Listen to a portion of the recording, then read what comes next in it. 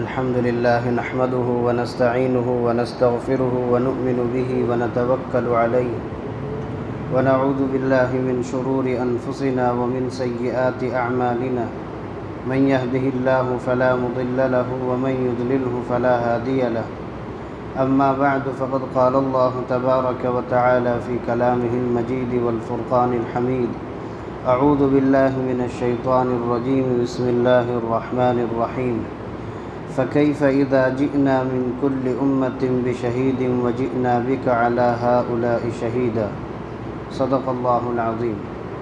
حاضرین محترم، آج کی یہ مجلس نمبر شمار کے اعتبار سے 132 نمبر کی مجلس ہے۔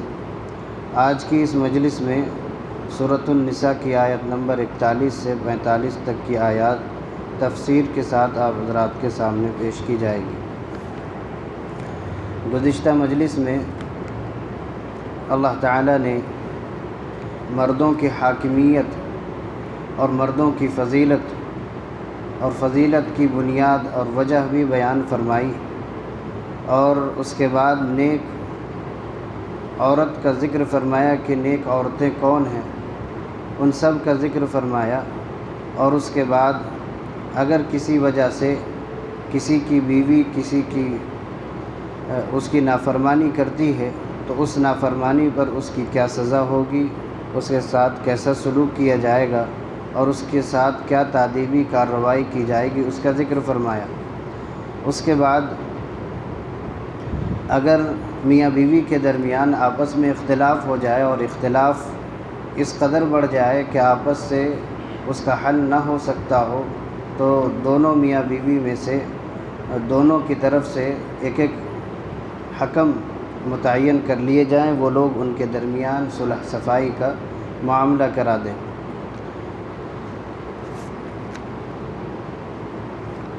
آج کی اس مجلس میں جو آیت میں نے آپ کے سامنے پڑھی ہے،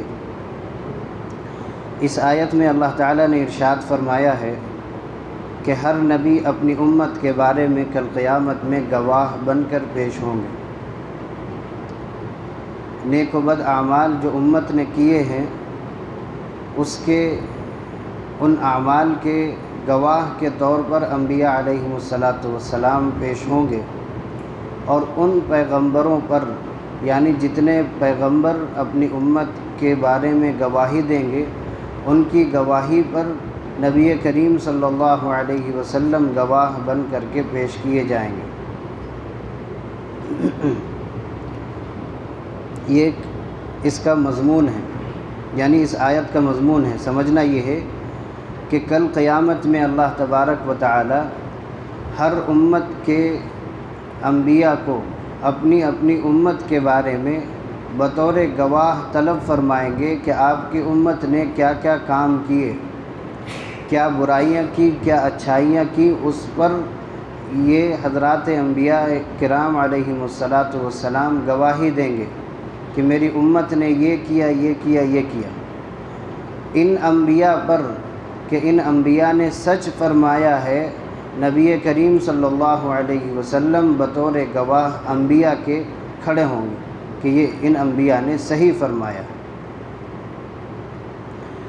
یہی مضمون اللہ تعالیٰ نے سورہ نحل میں ارشاد فرمایا، وَيَوْمَ نَبْعَثُ فِي كُلِّ أُمَّةٍ شَهِيدًا عَلَيْهِمْ مِنْ أَنفُسِهِمْ وَجِئْنَا بِكَ شَهِيدًا عَلَى هَؤُلَاءِ، کہ وہ وقت بھی یاد کیے جانے کے قابل ہے جس دن ہم ہر امت میں انہی میں سے ان کے خلاف گواہ کھڑے کریں گے، یعنی ہر امت کے خلاف انہی کے نبی کو ہم خلاف میں کھڑے کریں گے گواہ کے طور پر۔ اور فرمایا وَجِئْنَا بِكَ شَهِيدًا عَلَى هَؤُلَاءِ، اور ان سب پر، یعنی ان انبیاء پر آپ گواہی کے طور پر پیش کیے جائیں گے، آپ سے گواہی لی جائے گی۔ یہ جو آیت ہے، اس آیت کے بارے میں ایک حدیث ہے، بخاری شریف میں یہ حدیث موجود ہے۔ حضرت عبداللہ ابن مسعود رضی اللہ عنہ اس کے راوی ہیں، کہتے ہیں کہ قال لی، مجھ سے نبی کریم صلی اللہ علیہ وسلم نے ارشاد فرمایا، اقرأ علیہ، کہ اے ابن مسعود مجھے قرآن پڑھ کر کے سناؤ۔ اقرأ علیہ قلت یا رسول اللہ اقرأ علیک، اے اللہ کے رسول میں آپ کو پڑھ کے سناؤں؟ یعنی پوچھنے کا مقصد یہ ہے کہ وعلیک انزل، قرآن تو آپ پر نازل ہوا ہے، میں کیسے پڑھ کے سناؤں آپ کو؟ پڑھ کے تو آپ سناتے ہیں ہمیں، میں کیسے ہمت کروں کہ آپ کے سامنے قرآن کچھ پڑھ کر کے آپ ہی کے اوپر جو قرآن نازل ہوا ہے وہ آپ کو سناؤں؟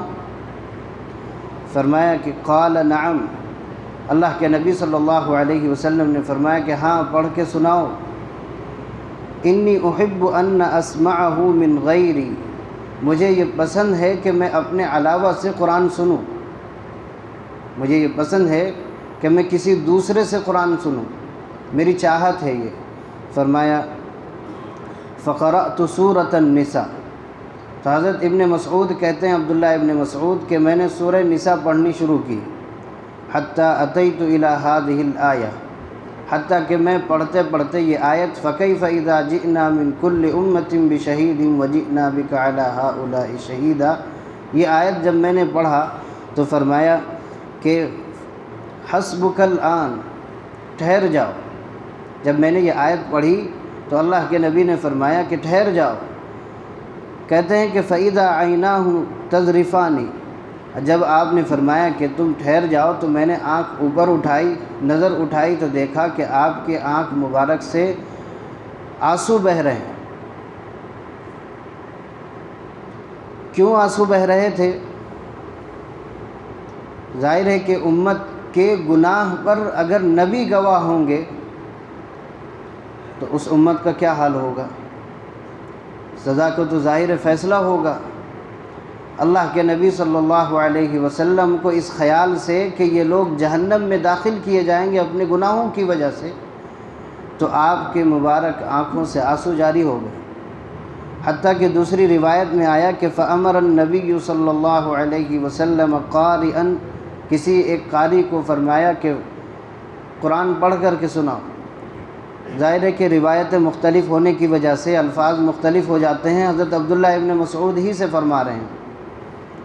فقرأ، تو حضرت عبداللہ ابن مسعود نے یہ آیت پڑھ کر کے، یعنی سورت پڑھتے پڑھتے اس آیت تک پہنچے، فَأَتَى عَلَى هَذِهِ الْآيَةِ فَكَيْفَ إِذَا جِئْنَا فَبَكَى رسول اللہ صلی اللہ علیہ وسلم حتى اضطرب لحیاہ وجنباہ، کہتے ہیں کہ آپ اس قدر رونے لگے کہ آپ کی داڑھی مبارک اور آپ کا رخسار مبارک آنسو سے بھر گیا، یعنی آپ اتنا روئے کہ آپ کا چہرے مبارک بھی آنسو میں اور آپ کی داڑھی بھی آنسو سے تر ہو گئی۔ فقال یا ربی، فرمایا کہ اے میرے رب، ھذا شہدت علی من انا بین ظہریہ، کہ میں ان لوگوں کا تو گواہ ہوں جن کے درمیان میں موجود ہوں، میں ان کا کیسے گواہ بنوں گا جن کے سامنے میں موجود نہیں تھا، جن کو میں نے دیکھا نہیں، پچھلی امتوں کا گواہ کیسے میں بنوں گا؟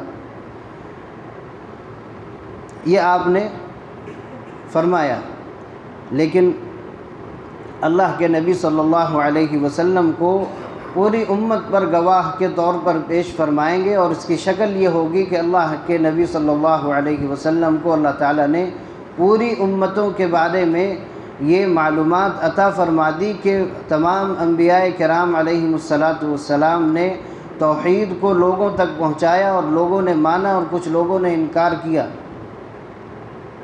یہ اللہ کے نبی نے پہنچا، یہ معلومات آپ کو اللہ کی طرف سے مل گئی ہے، اسی کی آپ گواہی دیں گے کہ ان انبیاء نے آپ کے حکم کو لوگوں تک پہنچا دیا، کچھ نے مانا اور کچھ نے نہ مانا۔ یہ شکل ہوگی۔ دوسری بات یہ ہے کہ اس آیت کے بارے میں مفسرین کی ایک اور رائے ہے۔ یہ جو آیت میں نے پڑھی ہے ہو بہو یہی آیت تھوڑے رد و بدل کے ساتھ سورہ نحل کے اندر بھی موجود ہے، اس کا مضمون وہی ہے، لیکن بعض حضرات مفسرین نے فرمایا کہ کیا حال ہوگا اس وقت جب ہم ہر امت کے بارے میں ان کے خلاف کسی گواہ کو طلب کریں گے اور آپ کو ان کی گواہی کے طور پر پیش کریں گے۔ یہ مضمون ہے۔ دوسرا مضمون یہ ہے کہ آپ کو بھی آپ کی امت کے خلاف گواہ کے طور پر پیش کریں گے، ہر نبی کو اس کی امت کے خلاف گواہ کے طور پر پیش کریں گے، آپ کو بھی آپ کی امت کے خلاف بطور گواہ پیش کریں گے۔ بعض حضرات مفسرین نے یہ ارشاد فرمایا۔ تو اس کے بارے میں کہا کہ زمانے رسالت کے جو کفار و منافقین ہیں، ان کے کفر اور ان کے نفاق کے خلاف اللہ کے نبی صلی اللہ علیہ وسلم کو بطور گواہ کل قیامت میں اللہ تعالیٰ پیش فرمائیں گے۔ بعض حضرات مفسرین نے فرمایا کہ یہ قیامت تک آنے والی پوری امت کے خلاف آپ کو گواہ کے طور پر پیش کریں گے کہ آپ کی امت نے کیا کیا کیا، آپ کی امت نے کیا اعمال کیے۔ احادیث میں آتا ہے کہ اللہ کے نبی صلی اللہ علیہ وسلم کی خدمت میں امت کے اعمال پیش ہوتے ہیں کہ آپ کی امت میں یہ گناہ ہو رہے ہیں اور آپ کی امت کے لوگ یہ اعمال کر رہے ہیں۔ اللہ کے نبی کو اس کی اطلاع ملتی ہے یہ فرشتوں کے ذریعے سے۔ تو جب یہ اطلاعات آپ کو ملتی ہیں تو اسی کی گواہی دیں گے کہ فلاں بندہ نے گناہ کیا تھا اور فلاں نے نیک عمل کیے تھے۔ اللہ کے نبی صلی اللہ علیہ وسلم گواہ کے طور پر پیش ہوں گے۔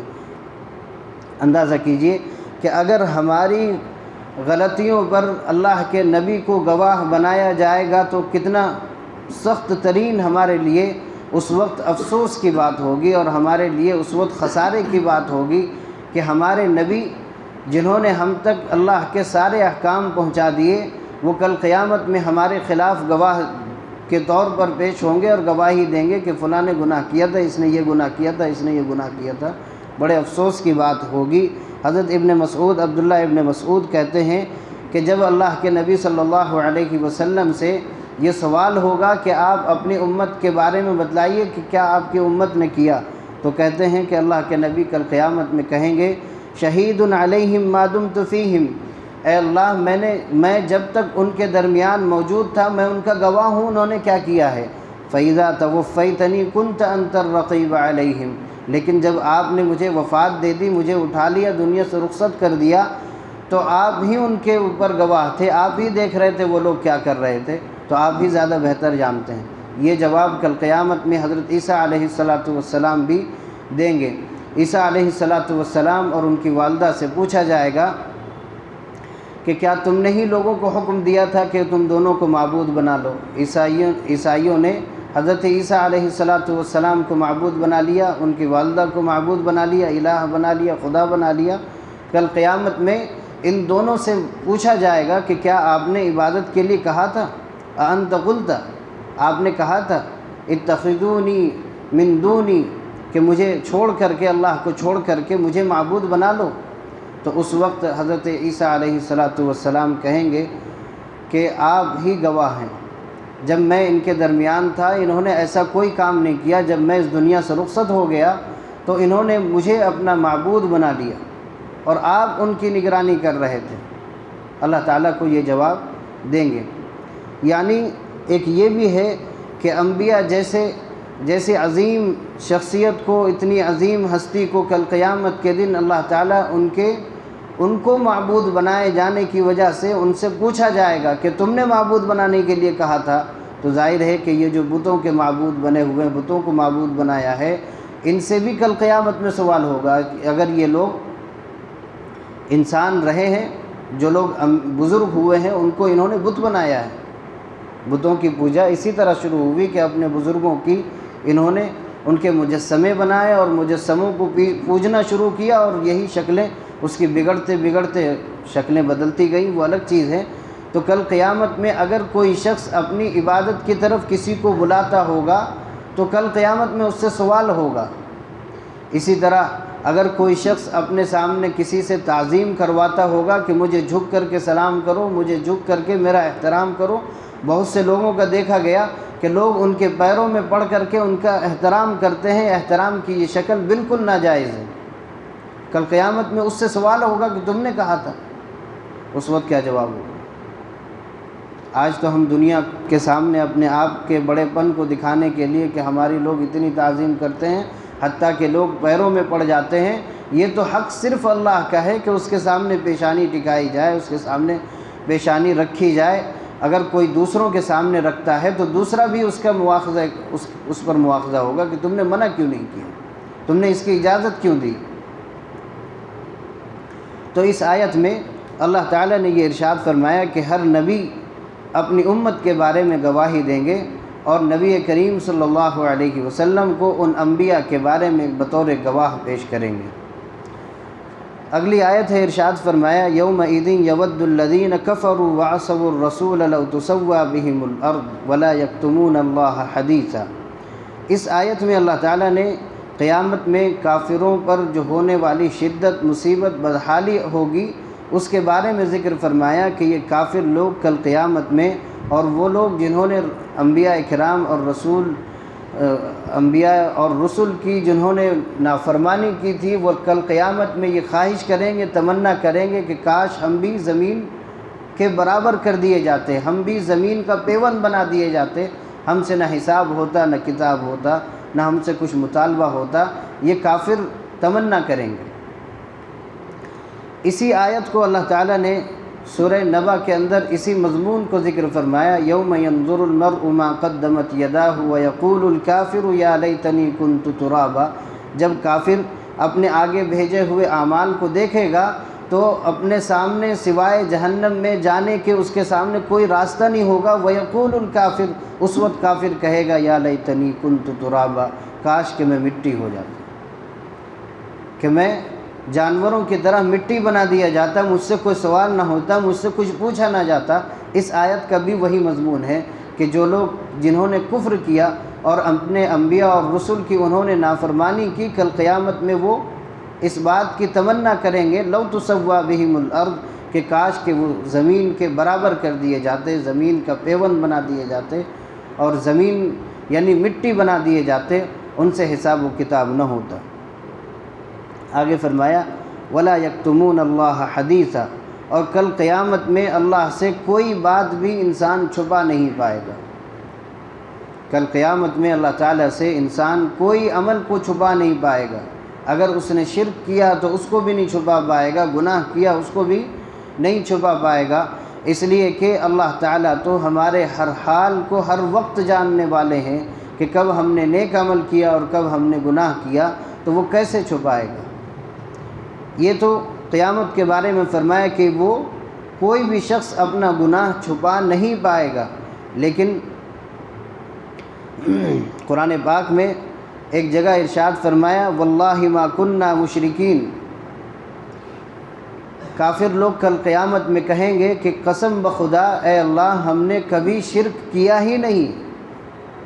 جو مشرک ہوں گے وہ کل قیامت میں دیکھیں گے کہ جو لوگ اہل اسلام ہیں، جو مسلمان ہیں، وہی جنت میں جا رہے ہیں، تو یہ لوگ اللہ کے سامنے جھوٹ بولیں گے، واللہ ما کننا مشرکین، اے اللہ ہم نے تو شرک ہی نہیں کیا تھا، ہمیں کیوں جہنم میں ڈالا جا رہا ہے۔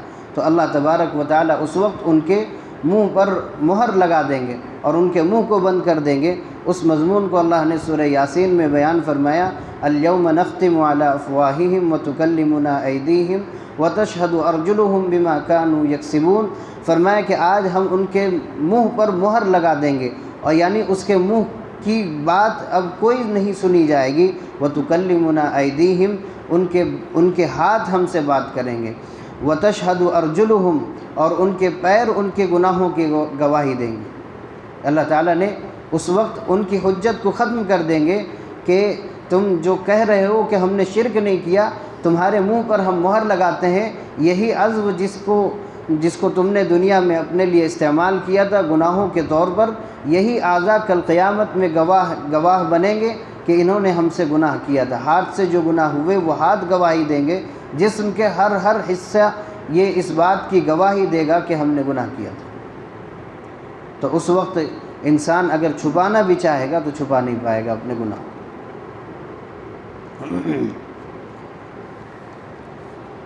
اگلی آیت فرمایا یا ایھا الذین آمنوا لا تقربوا الصلاة وانتم سکارى حتى تعلموا ما تقولون ولا جنبا الا عابری سبیل حتى تغتسلوا۔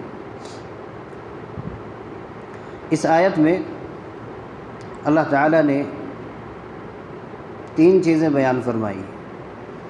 ایک یہ ہے کہ حالت نشہ میں نماز نہ پڑھو، حالت جنابت میں نماز نہ پڑھو۔ تیسرا حکم ہے کہ اس آیت میں تیمم کی اجازت دی ہے، تیمم کا طریقہ بیان کیا۔ فرمایا اے ایمان والو لا تقربوا الصلاۃ وانتم سکارا، کہ تم نماز کے قریب نہ جاؤ حالت نشہ میں، حتی تعلموا ما تقولون، یہاں تک کہ تم جان لو کہ کیا کہہ رہے ہو، حتی تعلموا ما تقولون، کیا کہہ رہے ہو اس کو جان لو، یعنی تمہارا نشہ اتر جائے اس وقت نماز پڑھو۔ اس آیت کا جو شان نزول ہے، حضرت عبداللہ سلمی رضی اللہ عنہ کہتے ہیں کہ کان علی فی نفر من اصحاب النبی صلی اللہ علیہ وسلم فی بیت عبد الرحمن ابن عوف، کہتے ہیں کہ حضرت علی چند صحابہ کے ساتھ حضرت عبد الرحمن ابن عوف رضی اللہ عنہ کے گھر دعوت کے لیے تشریف لے گئے تھے۔ فطعموا، چنانچہ سبوں نے کھانا کھایا، دعوت میں گئے تھے۔ فآتاہم بخمر فشربوا منہا، تو شراب کھانے کے بعد شراب لائی گئی تو تمام نے شراب پی۔ فحضرت الصلاۃ، اور شراب پینے کے بعد نماز کا وقت ہو گیا۔ دوسری روایت میں آیا کہ مغرب کا وقت ہو گیا۔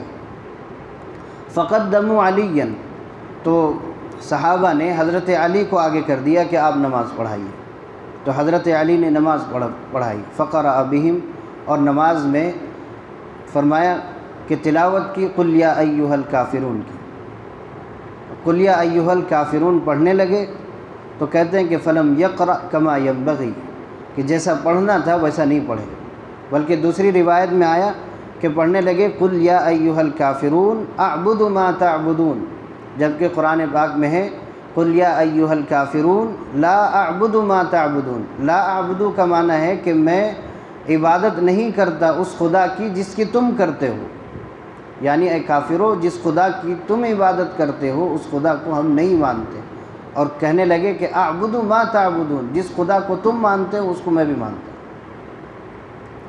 نماز میں پڑھنا شروع کر دیا۔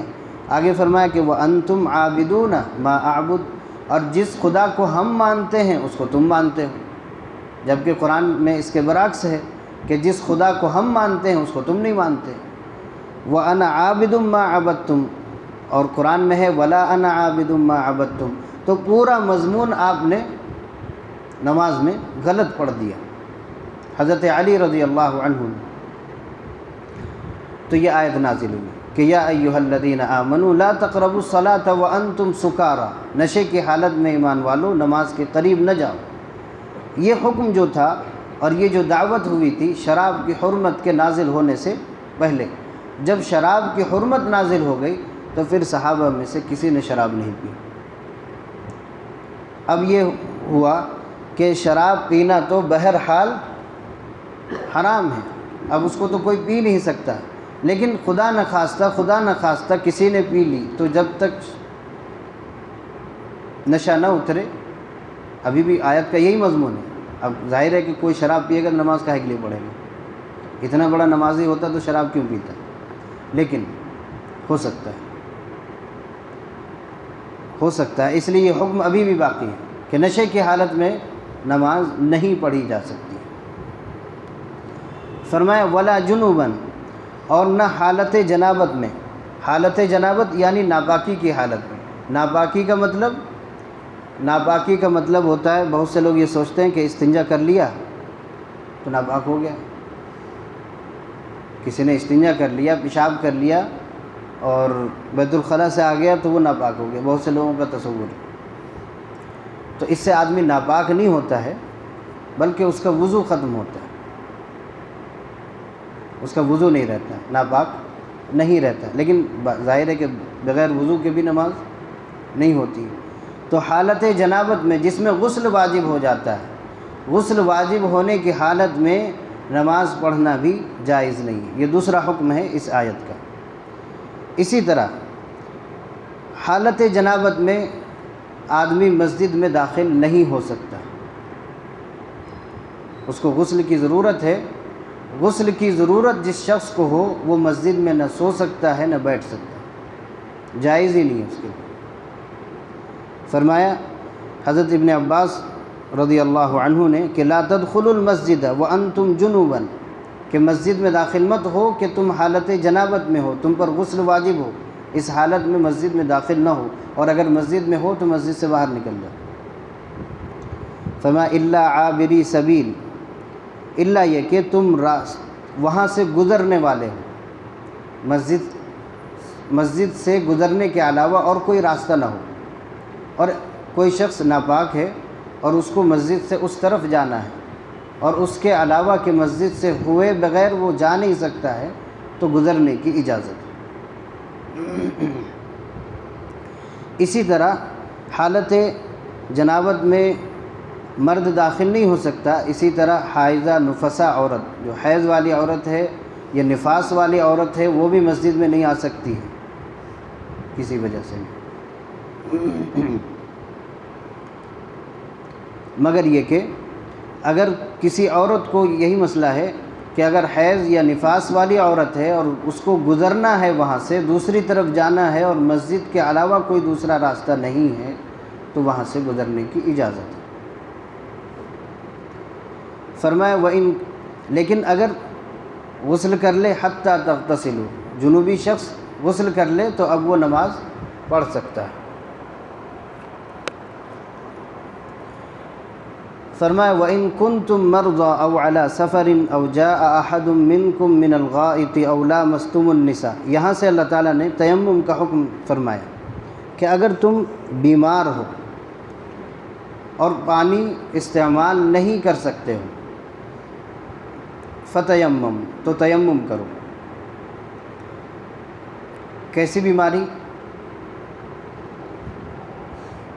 کہ بیماری کی وجہ سے پانی استعمال نہ کر سکتا، یا پانی استعمال کرے گا تو مرض بڑھ جائے گا، بیماری بڑھ جائے گی، یا صحت میں تاخیر ہوگی کہ پانی استعمال کر لیا تو 5 دن میں جو اس کو صحیح ہونا تھا وہ 10 دن کا وقت لگ جائے گا، تو اس وقت اس کو اجازت ہے کہ پانی نہ استعمال کر کے تیمم کر لے۔ یا یہ کہ پانی استعمال کرنے سے عاجز ہو، پانی تو موجود ہے لیکن پانی استعمال نہیں کر سکتا۔ ایک شخص ہے فالج زدہ، جس کو لقوہ کا مرض لاحق ہو گیا، اب وہ اپنا نہ ہاتھ پیر ہلا سکتا ہے نہ کچھ کر سکتا ہے، اور اس کی مدد کرنے والا بھی کوئی نہیں، اس کو وضو کرانے والا بھی کوئی نہیں، اس کو غسل کرانے والا بھی کوئی نہیں، تو ایسا شخص مٹی پر تیمم کر سکتا ہے۔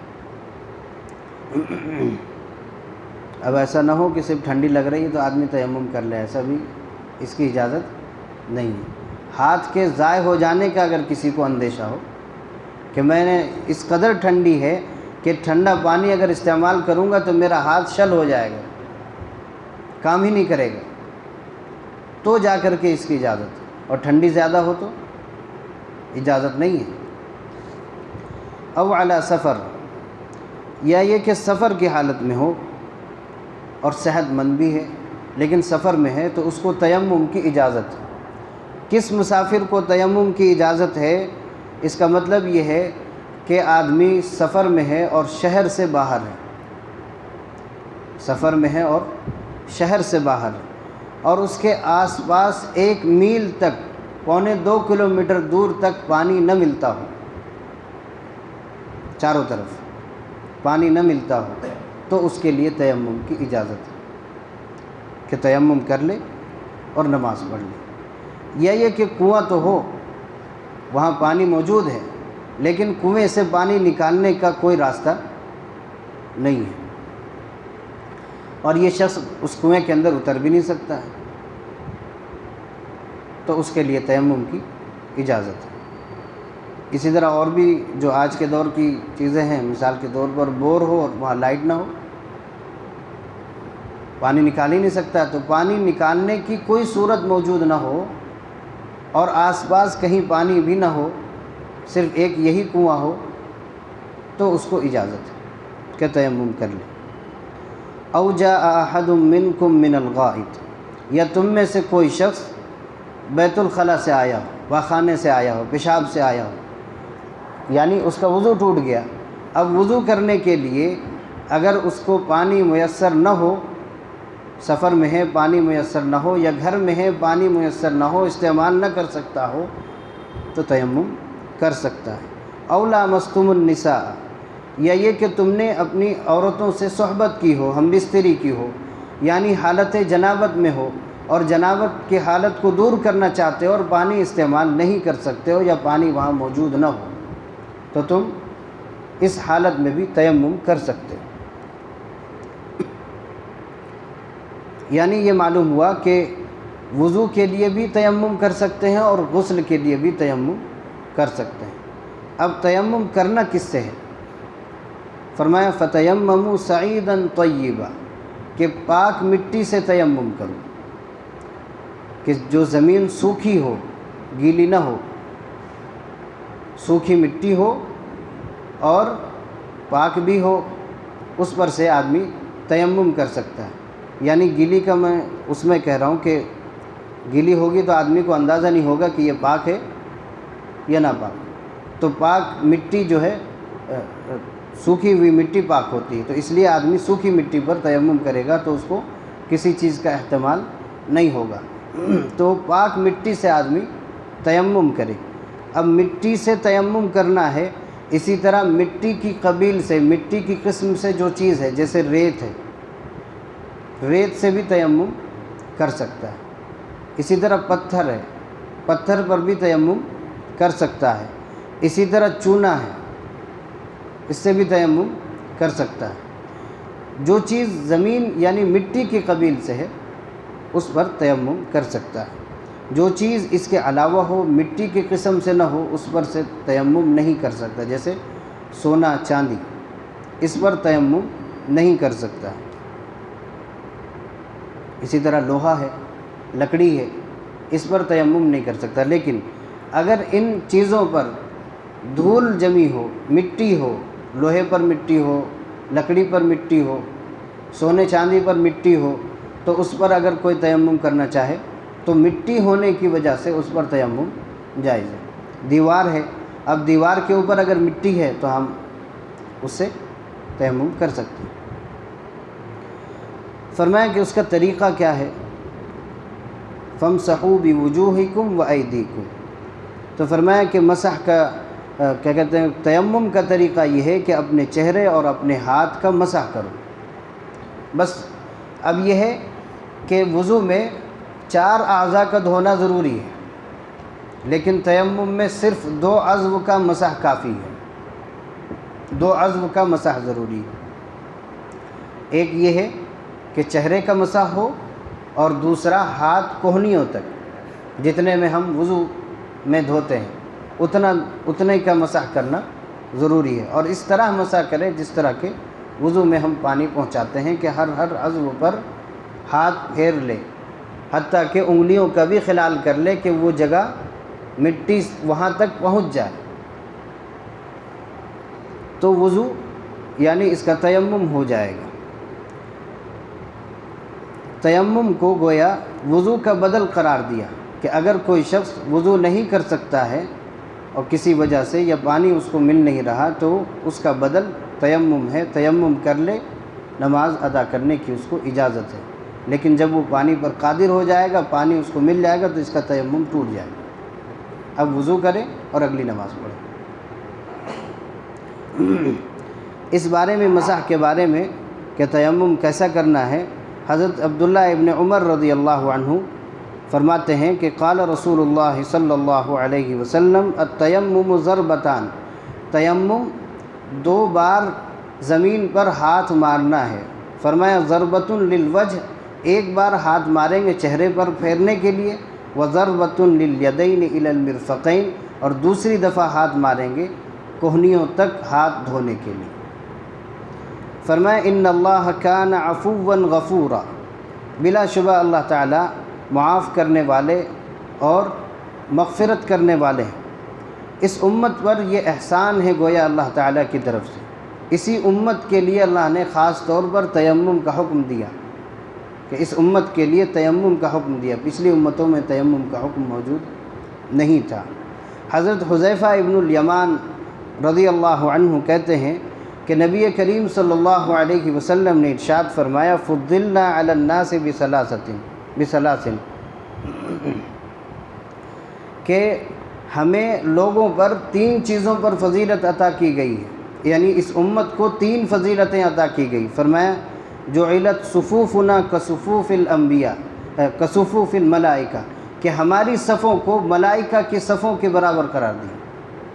یعنی ہم نماز میں جو صفوں میں کھڑے ہوتے ہیں، اس نماز میں کھڑے ہونے والی صف کی جو فضیلت ہے، فرشتے جو اللہ کے سامنے کھڑے ہوتے ہیں اس کے برابر، یہ اس امت کو عطا فرمایا. فرمایا وجعلت لنا الارض كلها مسجدا، اور ہمارے لیے پوری زمین کو مسجد بنا دیا، یعنی جہاں چاہے نماز پڑھ سکتے ہیں، بس جگہ پاک ہونی چاہیے. وجعلت تربتها لنا طهورا، اور فرمایا کہ ہمارے لیے مٹی کو پاکی حاصل کرنے کا ایک ذریعہ بنا دیا کہ اس سے تیمم انسان کر سکتا ہے. اذا لم نجد الماء، جب پانی نہ ہو، پانی موجود ہے تو پھر مٹی سے پاکی حاصل نہیں کی جا سکتی. 2 آیت ہے جو اسی مضمون کا گویا حصہ ہے. 35 منٹ ہوئے ہیں، 5 منٹ اور. فرمایا الم تر الی الذین اوتوا نصیبا من الکتاب یشترون الضلالۃ ویریدون ان تضلوا السبیل. اس آیت میں اللہ تعالیٰ نے یہود کی شرارتوں کو ذکر فرمایا. یہاں سے اگلے رکوع تک، بلکہ اس کے بعد والے رکوع میں بھی اسی سلسلے کی آیتیں ہیں. تو اس میں اللہ تعالیٰ نے فرمایا کہ کیا آپ نے ان لوگوں کو نہیں دیکھا اوتو نصیبا من الکتاب، جنہیں اللہ کی کتاب کا کچھ حصہ ملا، یعنی تورات جن کو ملی. یشترون الضلالہ، وہ لوگ گمراہی کو خریدتے ہیں. ویریدون ان تضلوا السبیل، اور چاہتے ہیں کہ تم کو بھی گمراہ کریں. یہاں اللہ تعالیٰ نے مسلمانوں سے کہا کہ یہ جو یہود ہیں یہ تمہیں بھی گمراہ کرنا چاہتے ہیں. کیسے گمراہ کرنا چاہتے ہیں؟ تو تفسیر حقانی میں لکھا ہے کہ جب انہوں نے دیکھا علماء یہود نے کہ ان کی شریعت میں تیمم کی اجازت ملی کہ مٹی سے بھی پاکی حاصل کر سکتے ہو، تو انہوں نے اعتراض کیا کہ ہماری شریعت میں تو اتنی سختی تھی، تمہاری شریعت میں اتنی ڈھیل کیسے ہو گئی؟ نعوذ باللہ، اگر یہ نبی ہوتے تو اس طرح کی ڈھیل نہ دیتے ہوتے. تو انہوں نے اعتراض کیا کہ سمجھ میں آنے کی بات یہ ہے کہ آدمی نجاست کو پانی سے تو زائل کر سکتا ہے، ختم کر سکتا ہے، مٹی سے کیسے دھوئے گا؟ یہ اعتراض کیا. اور یہ اعتراض کا مقصد یہ تھا کہ اس طرح کے اعتراضات کر کے مسلمانوں کے دلوں میں شکوک و شبہات پیدا کیے جائیں کہ بھلا سمجھنے کی بات ہے، مٹی سے بھی پاکی ہوتی ہے. تو فرماتے ہیں کہ یہ تو خود گمراہ ہیں، تمہیں بھی گمراہ کرنا چاہتے ہیں. ان کا مقصد یہ ہے، تو یہ تمہارے دشمن ہیں، تمہارے نبی کے بھی اور تمہارے بھی دشمن ہیں. اس لیے چاہتے ہیں طرح طرح کے شکوک و شبہات پیدا کریں، خود بھی گمراہ ہیں، تمہیں بھی گمراہ کر دیں. نہ یہ خود چین سے رہنا چاہتے ہیں، نہ تمہیں ہی رہنے دینا چاہتے ہیں. اسی کو فرمایا کہ یشترون الضلالہ، کہ یہ لوگ گمراہی خریدتے ہیں. گمراہی خریدتے ہیں کہ مطلب یہ ہے کہ جب نبی کریم صلی اللہ علیہ وسلم کی بعثت ہو گئی، آپ پر ایمان لانا ضروری ہو گیا. ہدایت اب یہی ہے کہ آپ کی شریعت کو مانا جائے. لیکن اگر آپ کی شریعت کو چھوڑ کر کے اگر پچھلی شریعت پر عمل کرتے ہیں تو گویا یہ لوگ ہدایت کو چھوڑ کر کے گمراہی کو حاصل کر رہے ہیں. اسی کا نام خریدنا ہے. تو یہ تو خود گمراہ ہیں، دوسروں کو بھی گمراہ کر رہے ہیں. فرمایا واللہ اعلم باعدائکم، اللہ تعالیٰ تمہارے دشمن کو زیادہ جانتے ہیں. اللہ کہہ رہے ہیں یہ تمہارے دشمن ہیں، تمہارے نبی کے بھی حسد کرتے ہیں تم سے. انہیں اس بات کی حسد ہے کہ انبیاء بنی اسرائیل میں ہوتے آئے ہیں، بنو اسماعیل میں نبی کیسے آ گیا؟ انہیں حسد ہے، اور اسی حسد کی وجہ سے تمہارے دین کو نہیں مان رہے ہیں اور تمہارے دین کے بارے میں شکوک و شبہات پیدا کر رہے ہیں. اس لیے فرمایا کہ واللہ اعلم باعدائکم، اللہ تعالیٰ تمہارے دشمنوں کو زیادہ جانتے ہیں، ان سے بچو، بچنے کی ضرورت ہے. فرمایا وکفیٰ باللہ ولیہ وکفیٰ باللہ نصیرا، اللہ تعالیٰ حمایتی کے طور پر کافی ہے اور اللہ تعالیٰ مددگار کے طور پر کافی ہے، کہ کسی کی مدد کی ضرورت سوائے اللہ کے ہمیں کسی کی نہیں ہے. یہود بھی تمہاری کوئی مدد نہیں کریں گے، نہ نصارہ تمہاری کوئی مدد کریں گے، نہ کفار تمہاری کوئی مدد کریں گے.